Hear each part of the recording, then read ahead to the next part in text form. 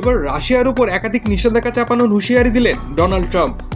ইউক্রেনের সঙ্গে রাশিয়ার যুদ্ধবিরতি চুক্তি না হওয়া পর্যন্ত রাশিয়ার উপরে ব্যাংকিং এবং আরও নানা ক্ষেত্রে একাধিক নিষেধাজ্ঞা চাপানো হবে বলে হুমকি মার্কিন প্রেসিডেন্টের। সম্প্রতি ইউক্রেনের মাটিতে ফের হামলা চালিয়েছে Russia.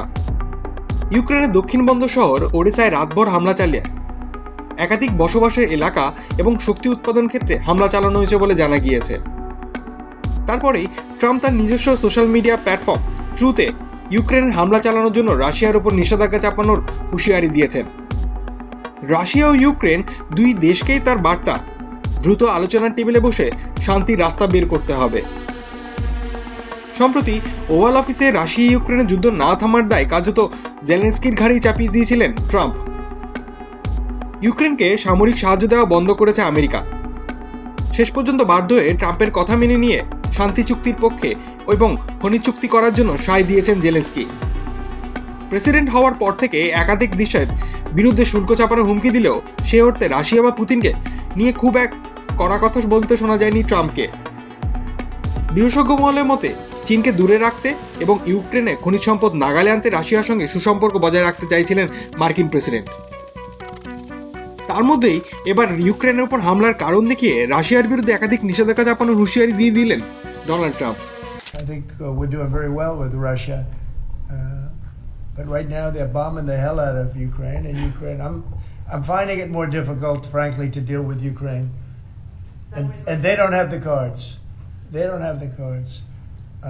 As you know, we're meeting in Saudi Arabia on sometime next week, early, and we're talking.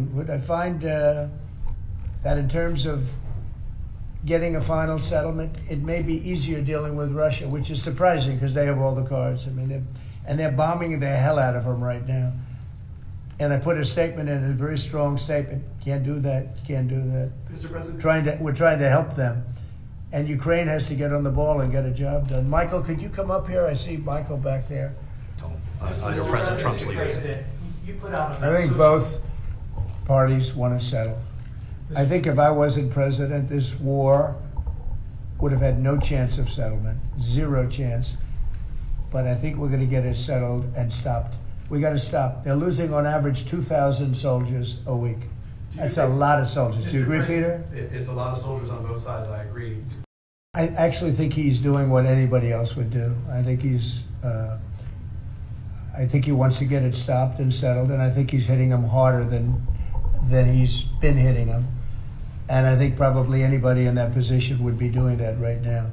He wants to get it ended, and I think Ukraine wants to get it ended, but I don't see, it's crazy. They're taking tremendous punishment. This is a meat grinder of people, of material, of national treasure, and no one else has any solutions except to let this war continue forever. But I'll add, the president has had multiple conversations and a visit from President Macron of France, Prime Minister Starmer of the United Kingdom. We have the NATO Secretary General coming next week. We have this meeting with the Ukrainians. We've had it with the Russians. All of this in the president's first month in his leadership. We will engage in the shuttle diplomacy, and we will continue to use his leadership and what leverage we have to get both sides of the peace table. It's not going to be easy, but President Trump... This war should have never happened. It would have never happened if I were president, but it did happen. So a lot of other things shouldn't have happened too. We're pushing very hard. That's all I'm thinking about now. As far as the question about security later, that's the easy part. The hard part is getting it settled. We got to get them. We're losing 2,000 human beings every week. More than that, actually. 2,000 nice, young, although they're getting older because they're drafting much older now. In the case of one country, much older, because a lot of the young people have been killed. It's very sad, and I'd like to see if I could stop that. And I'd like to also see if we could stop making these massive payments from the United States. I mean, Biden gave away money like it was water, with no anything, got nothing for it. Europe did it in the form of a loan. They get their money back, we don't. So that's how we came up with the rare earth deal. But we started, behind the eight ball. He could have gone to Europe. He could have said, "Come on, you got to put up money with us. You got to put up money with us." But he never did that. They just kept handing money out because he was grossly incompetent.